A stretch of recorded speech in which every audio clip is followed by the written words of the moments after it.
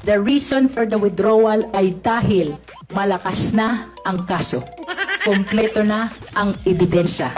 At ang sabi nga, lahat ng labis ay masama, so let us proceed to the next article. Nakita ba ng witness mo na sinulat yon? Nakita ba niya? Your Honor, we can... No, please answer my question. No, Your Honor. Oh, the next manner of authenticating by evidence of the genuineness of the signature or handwriting of the maker. The defense said ni walang original signature doon. Do you disagree with that? We don't, Your Honor. Okay, and the third, by other evidence showing its due execution or authenticity, did you provide? No, Your Honor. Okay, so sige lang, Mr. Presiding Officer. Bago tayo magkomento sa video na yon, hihingi po muna ako ng paumanhin sa aking mga taga-subaybay. Marami po kasi nag-message sa akin mga idols kung bakit daw po din ako active sa vlogging.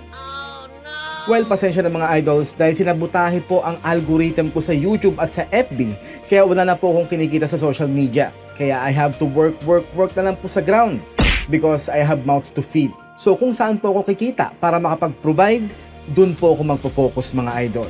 Kahit naman siguro kayo ganun din po ang gagawin. Pero kung may mag-i-sponsor para tuloy-tuloy po ang vlogging at paggising natin sa mga nabubulag natin mga kababayan, why not? Welcome po lahat ng mga gustong mag-sponsor mga idols. Okay ba? Shoutout kay VP Sara, kay Senator Kuya Bongo, kina Ma'am Katrina, Ma'am Fema Duterte, syempre kay UGB President Bongkon Tapay, kay Sir John Arsenox, my friend, shoutout to you and to your family. Thank you for the hope, my friend. At syempre po sa lahat ng mga kabiyahing Duterte natin dyan, mabuhay kayong lahat, mga idols. So isang magandang balita na naman po ang ibabahagi ko po sa inyo ngayon sa video na to. Dahil nagtungo po si Senator Kuya Bongo sa Tondo, Manila upang kumustahin at tulungan ang mga pamilyang naapektuhan ng kamakailang sunog. Umabot po sa 372 families mula sa Barangay 163 at Barangay 154 ang nabigyan ng iba't ibang uri ng ayuda.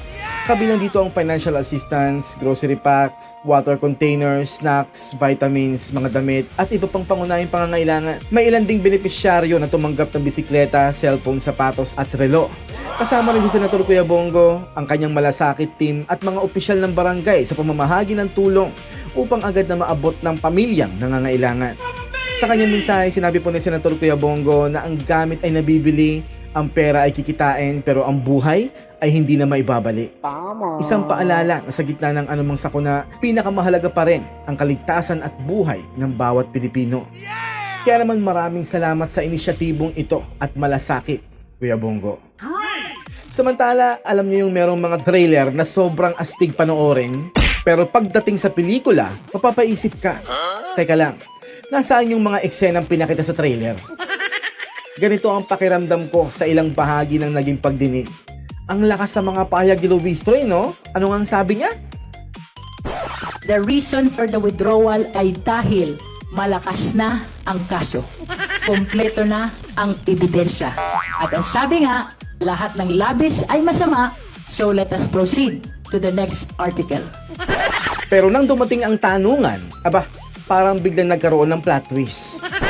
Nakita ba ng witness mo na sinulat yon? Nakita ba niya? Your Honor, we can... No, please answer my question. No, Your Honor. Oh, the next manner of authenticating by evidence of the genuineness of the signature or handwriting of the maker. The defense said ni walang original signature doon. Do you disagree with that? We don't, Your Honor. Okay, and the third, by other evidence showing its due execution or authenticity, did you provide? No, Your Honor. Okay, so sige lang, Mr. Presiding Officer. They're trying to prove something by showing a document that any law student, even yung mga kababayan natin na nakikinig na ngayon na ang dami ng alam sa procedure, will tell you na hindi acceptable yon. Ako naman, habang nanonood, edi, sino pala ang witness? Si Kapitan Chismis? Alam niyo yung parang nag-order ka ng isang malaking burger sa picture, pagkarating ng order mo, ang laman ay tinapay lang na may hangin? Sabi-sabi, nasaan yung patty? Ganon din ang tanong ng maraming nakapanood. Kung sinasabing napakalakas ng ebidensya, natural lang na asahan ng publiko na may mga testigong may direktang kaalaman o may malinaw na pagpapatunay sa mga pinanggalingan ng mga dokumento. Kaya mahalaga talaga sa anumang proseso ang authentic evidence at ang mga testigong may personal na kaalaman. Hindi sapat na may nagsabi sa akin dahil ibang usapan na yon kapag nasa formal na pagdinig. Mga idol, hindi pa naman tapos ang proseso. Maglalabas pa naman ang magkabilang panig ng kanilang mga ebidensya at argumento. Kaya ang pinakamahalaga, huwag tayong basta papadala sa malalaking headline o matatapang na press statement. The reason for the withdrawal ay dahil malakas na ang kaso. Kompleto na ang ebidensya. Dahil sa huli, ang tanong pa rin ng taong bayan ay, may ebidensya ba talaga? O malakas lang ang microphone? So guys, comment down below ang opinion nyo. Ako po si Mr. Rio. Share, like, follow at magkikita-kita po tayo ulit sa mga susunod na video. God bless mga kabayans.